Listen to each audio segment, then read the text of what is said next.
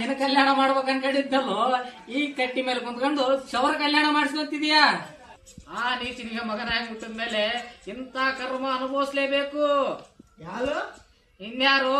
ನಿಮ್ಮಪ್ಪ ಇಂದ ಸೌದೆ ತಂದು ಅದರಲ್ಲಿ ಕಾಪಿ ಮಾಡಿಕೊಂಡು ಕುಡ್ತಾನಲ್ಲ ದುಷ್ಟ ನೀಚ ನಿಮ್ಮಪ್ಪ. ನಿನ್ನ ನಾಮಕರಣಕ್ಕೆ 10 ರೂಪಾಯಿ ಕೊಡ್ತೀನಿ ಅಂತೇಳಿ 1 ರೂಪಾಯಿ ಕೊಟ್ಟು 9 ರೂಪಾಯಿ ಬಾಕಿ ಉಳಿಸ್ಕೊಂಡನ ಅಂತ ಕಂಜೂಸ್ ಚಕ್ರವರ್ತಿ ನಿಮ್ಮಪ್ಪ. ತಾವು ಚಿಕ್ಕೇಶ್ವರ ಮಹಾಪ್ರಭುಗಳು ಜನ್ಮ ಕೊಟ್ಟ ತಂದೆಯಿಂದ ಮಗನಿಗೆ ಕೇಶ ಮುಂಡನ ಮನೋಹರವಾದ ದೃಶ್ಯ. ನಮ್ಮಪ್ಪ ನಂಗಷ್ಟೇ ಇಲ್ಲ, ನಮ್ಮ ಅಮ್ಮಗೂ ತಲೆ ನೋಡಿ ಬಳಸ್ತಿದ್ದ. ರಾಮ ರಾಮ. ಮತ್ತೇನಯ್ಯ, ದಿನ ಕೂದ್ಲೆ ಇದ್ರೆ ಎಣ್ಣೆ ಹಚ್ಬೇಕ್, ತಲೆ ಬಾಚ್ಬೇಕ್, ಇಲ್ದಿರೋ ಓಲ ತಂದು ಸಿಗಿಸ್ಬೇಕ್. ಹಾಗಾಗಿ ನಾನೇ ತಲೆ ನೋಡ್ ಗೋಳಿಸ್ಬಿಟ್ಟೆ.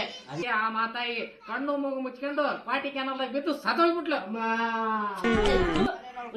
ಪಾಠ ಕ್ಯಾನಲ್ಲಿ ಮುಳಿಸ್ಲಿಲ್ಲ, ಅವಳಾಗೆ ಬಟ್ಟೆ ಒಗ್ಯಕ್ ಹೋಗಿ ಕಾಲ್ ಜಾರ್ ಬಿದ್ದು ಸತ್ತೋದ್ಲು. ಅಪ್ಪ ಯಾಕೆ ಹೊಳ್ತೀಯ? ನಿಮ್ಮಪ್ಪ ಏನ್ ಹೊಗ್ಯಾಕ್ಸಂಬಿಟ್ನ? ಮುಚ್ಚ ಬಾಯಿ. ನನ್ ಮಗನಿಗೆ ಒಂದು ಒಳ್ಳೆ ಸಂಬಂಧ ನೋಡಿ ಹುಡುಗಿ ನೋಡಕ್ ಕೇಳಿದ್ದೆ, ಇಲ್ಲದೆಲ್ಲ ಮಾತಾಡ್ತೆ ಇಲ್ಲಿ ಬಂದ್ಬಿಟ್ಟು. ನೋಡ್ತಿದೀನಿ. ಮಾವ ಮುಲ್ಲ ಮುದ್ ಮಾವ, ನನ್ ಮದುವೆ ಆಗ ಹುಡುಗಿ ಐಶ್ವರ್ಯ ರೈ ತಿಪ್ಪಲ ತುಂದಲಿತ್ತಲ್ಲ ನಿಲ್ಬೇಕು. ಈ ಮುಖಕ್ಕೆ ಮುಂದೆ ಮುಂದೆ ಆಸ್ತಿ ಇರ್ಬೇಕು, ಮನೆ ಕೆಲಸ ಮಾಡೋಷ್ಟು ಶಕ್ತಿ ಇರ್ಬೇಕು. ಓಹೋ, ದುಡ್ಡು ಇರ್ತಕ್ಕಂತ ಹೆಂಗ್ಸು ಮನೆ ಕೆಲಸಕ್ಕೆ ಬೇಕು. ಈ ತಿಳ್ಕೊಂಡ ನನ್ ಜಾಡನ ಅಂದ್ರೆ ವರದಕ್ಷಿಣೆ ಎಷ್ಟು ಕೇಳ್ತಾರ? ಹೆಚ್ಚಿಗೆ ಬೇಡಪ್ಪ.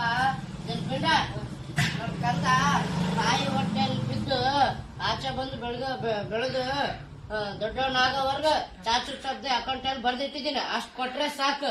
ಏನು ಒಂದು 2 ಲಕ್ಷ? ಸದ್ಯಕ್ಕ ಅಷ್ಟಂತ ಇಟ್ಕ. ಬಡ್ಡಿ ಚಕ್ರ ಬಡ್ಡಿ ಎಲ್ಲ ಮುಂದ್ಕ ಮಕ್ಳು ಆಗ್ತಾ ಆಗ್ತಾ ಮುಂದ್ಕೊಸ್ಲಿ ಮಾಡೋಣ. ಒಟ್ನಲ್ಲಿ ನಿಮ್ಗೇನು ಕೊಡ್ತಕ್ಕಂಥವ್ರು ಶ್ರೀಮಂತರಾಗಿರ್ಬೇಕು, ಒಬ್ಬಳೆ ಮಗಳು ಇರ್ಬೇಕು. ಇರೋ ಬರಲ್ಲ ಆಸ್ತಿನೆಲ್ಲ ನಿಮ್ಮ ಹೆಸರಿಗೆ ಬರ್ದು ಗೋವಿಂದ ಗೋವಿಂದ ಅಂತ ಹೋಗ್ಬೇಕು. ನಾವು ಈ ಘನ ಕಾರ್ಯವನ್ನು ಏನಾದ್ರೂ ಮಾಡಿ ಕೊಟ್ಟಿದ್ದೆ ಆದ್ರೆ ಈ ಸಂಭಾವನೆ ಜೊತೆಗೆ ಹಳೆ 9 ರೂಪಾಯಿ ಬಾಕಿನೂ ಸೇರಿಸ್ಕೊಡ್ತೀರಾ? ಯಾವ ವರ್ಷ ನನ್ ಮಗ ರೀ ಕೊಡಲ್ಲ ಅಂದಿದ್ದು. 1 ರೂಪಾಯಿ ಕೊಟ್ಟ ಮೇಲೆ 9 ರೂಪಾಯಿ ಕೊಡಲ್ವಾ? 9 ರೂಪಾಯಿ ಕೊಟ್ಟ ಮೇಲೆ ಸಂಭಾವನೆ ಕೊಡಲ್ವಾ? ಯಾವ್ದೋ ನನ್ ಮಗನ ಮದುವೆ ಆಗುತ್ತಾ ತಾನೆ, ಮದುವೆ ಆದ್ಮೇಲೆ ಅವನಿಗೆ ಮಕ್ಕಳಾಗುತ್ತಾ ತಾನೆ, ಮಕ್ಕಳಾದ್ಮೇಲೆ ಹೇಗೋ ಅವ್ನ ನಾಮಕರಣಕ್ಕೆ ನೀವೇ ಬರ್ಬೇಕು. ಆಗ ಚುಪ್ತ ಎಲ್ಲ ಮಾಡ್ತೀನಿ. ಓಹೋ, ತಾವು ಆ ದಾರಿಲಿ ಬರ್ತಾ ಇದ್ರ? ಇನ್ನು ದಯ ಮಾಡಿಸಬಹುದು. ಓಹೋ, ತಾವು ಈ ದಾರಿಲಿ ಬರ್ತಾ ಇದ್ರು.